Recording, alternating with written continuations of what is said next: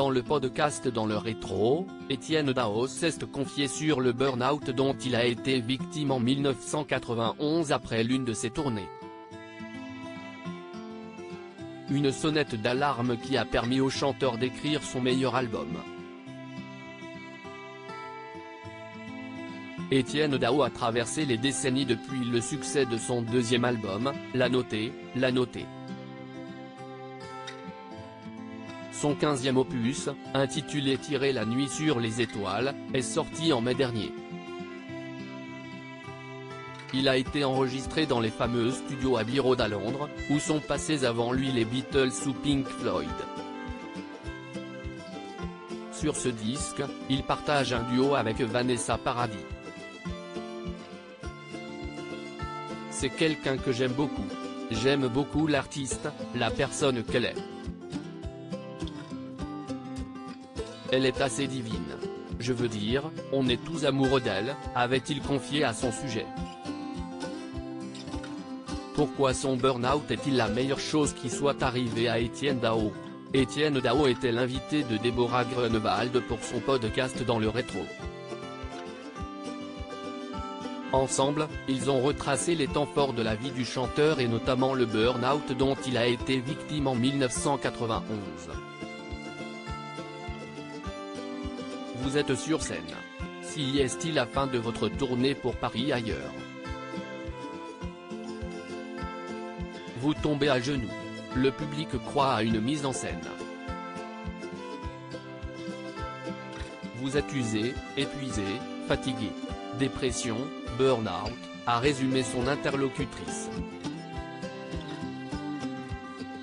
Mais comme elle l'a rappelé aussi, le chanteur avait indiqué que le burn-out était la meilleure chose qui lui soit arrivée, ce qu'il a confirmé.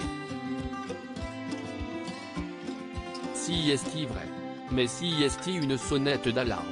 Je l'ai pris comme un rappel à la réalité. Je faisais n'importe quoi. J'avais une vie où je dormais 14 secondes. Je travaillais tout le temps. J'étais tout le temps en tournée, en promo, en studio. Et puis pour compenser la pression de tout ça, pression, dépression, je faisais la fête à outrance. Je faisais n'importe quoi, a constaté l'interprète de Weekend à Rome. J'avais besoin de ça, mais d'une manière festive, pas d'une manière triste de tout. Mais juste le corps n'a pas suivi, a confié Étienne Dao à propos de son burn-out. Son burn-out lui a permis d'écrire son meilleur album. Pour se relever de cette alerte, le chanteur a fait un point sur sa vie. J'ai toujours dit que c'était le système qui ne me convenait plus. Mais ce n'était pas le système, si est mon propre système qui n'était plus convenable. Tout d'un coup, quand il vous arrive des choses comme ça, si on prend un peu une vue d'hélicoptère, on se dit mais pourquoi? Je me suis dit, il y a des choses qui ne me conviennent plus dans la manière dont elles se passent. C'était très bien. C'était la première décade un peu prodigieuse, mais là il faut faire un break, il faut se casser, a-t-il expliqué. Pour faire cette pause nécessaire, Étienne Dao est parti à Londres et ça lui a fait le plus grand bien. Tout d'un coup, je suis redevenu un inconnu. J'ai travaillé tous les jours pour faire des chansons, a-t-il ajouté. Si est ainsi qu'il a écrit Eden, son 6e opus, qu'il considère, à ce jour, comme son meilleur album. Ce retrait m'a permis de me recentrer, de me remettre dans ce qui était vraiment convenable pour moi. D'avoir la vie que j'avais envie d'avoir, exactement comment j'avais envie de la faire, à savoir peut-être un peu plus dans l'ombre, mais faire un peu plus de musique et un peu moins de fêtes, a-t-il conclu.